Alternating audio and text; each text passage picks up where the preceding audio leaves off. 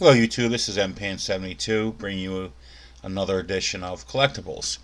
It's my little way to get some information about certain coin collections that are a little easier to attain, without huge key dates that are like prohibitively expensive.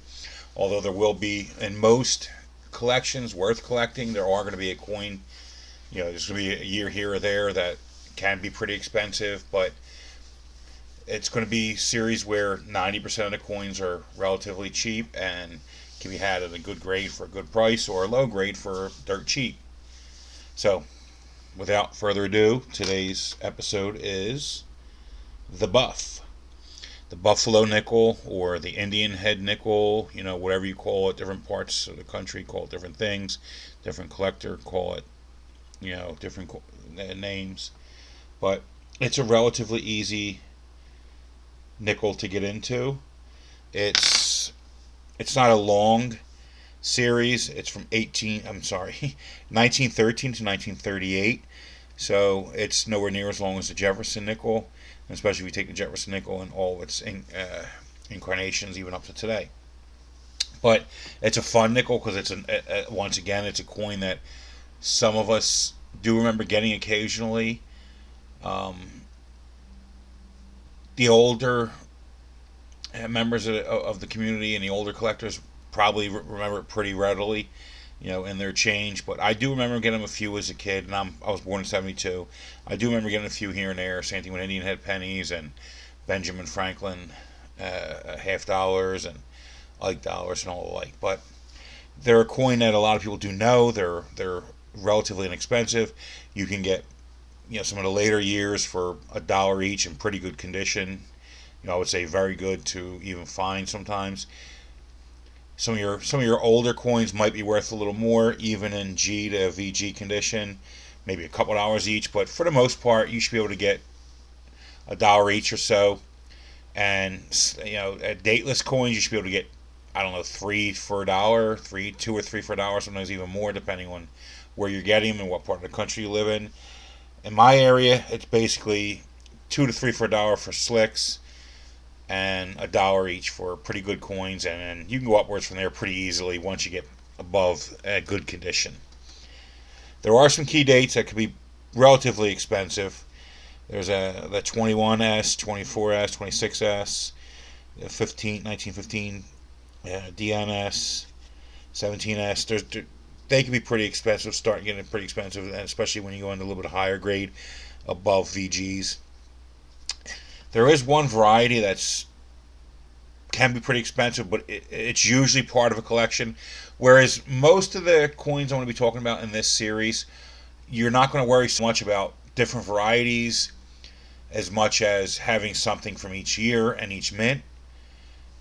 Some of the smaller series will, you really will have to get into that because it's not even worth bothering if you don't get into that because it's such a small series. But the Buffalo Nickel, there's enough of them that if you get, each mint each year, every mint for every year that was made, you're not going to get too crazy into the varieties, and there aren't that many as it is. But the one that's pretty popular and most people know is the 36D 3.5 legs.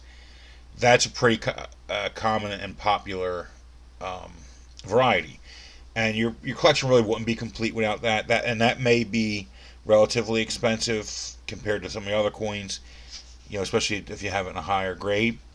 Now, in 1913, there was two varieties of the raised mound, and then I guess you call flat mound, and they changed it. I'm not sure if it was for striking issues or just because of the I think the word 5 cents was on the back, and maybe that was getting worn. But that's one variety a second variety that you do need. You will need one of each for 1913 to kind of complete your set. The majority of books and folders do actually have that. The designer was James Earl Frazier.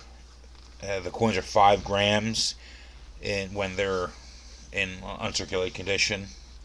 They were actually 3/4 or 0.75 copper and 0.25 nickel, which surprised me when I was doing my research on this because I thought it would have been the opposite. I thought it would have been 3/4 copper. I'm sorry, 3/4 nickel and a quarter copper, but I was wrong. And like I said, that is surprising. Uh, Rumor has it that the buffalo or the American bison on the reverse was actually patterned after a bison in the New York Central Zoo called Black Diamond. I'm not sure if that's true or not, but I actually have heard that in the past. And apparently, that was a relatively well-known animal at the time. And I don't know if because it was the only one in captivity in this area or what.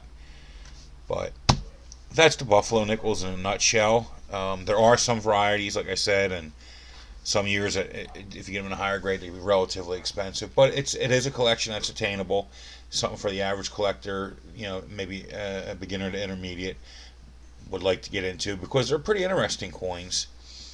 And another thing, I don't have one, but another interesting fact about the buffalo nickels or Indian head nickels is there are a lot of hobo nickels, which is basically where it's not just hobos, but it's just a form of art, a form of expression.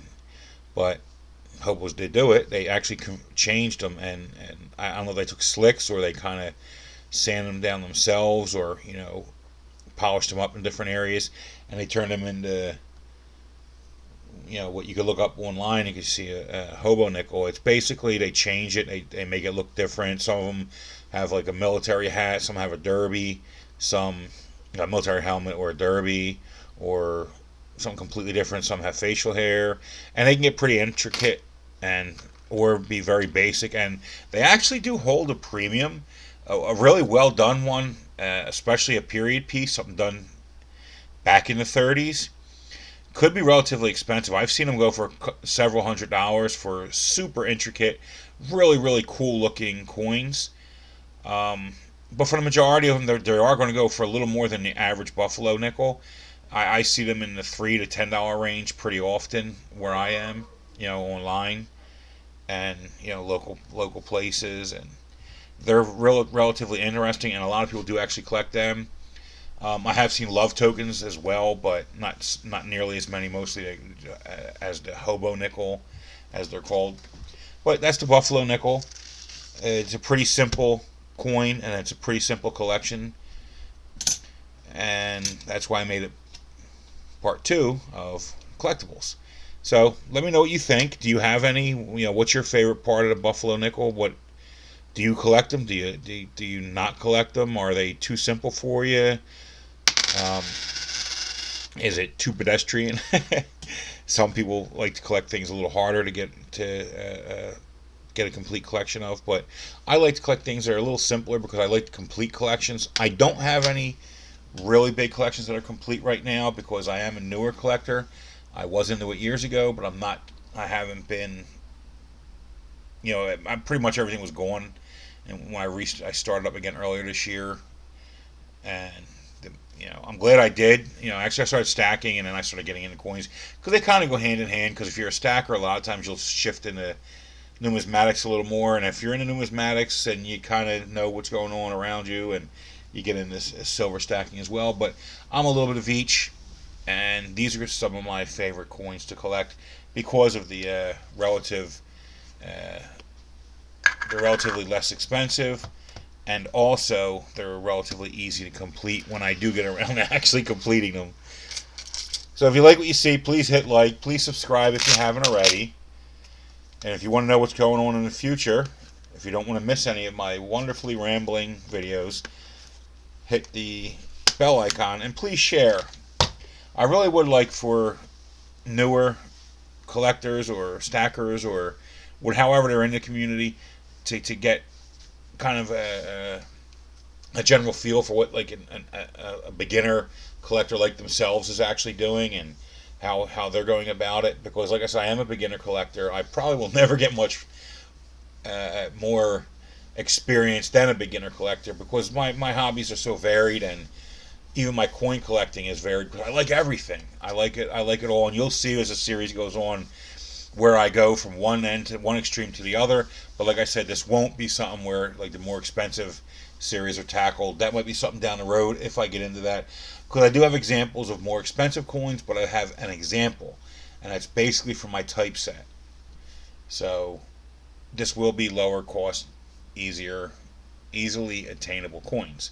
So thank you, MPAN. Thank you, YouTube. This is MPAN signing out.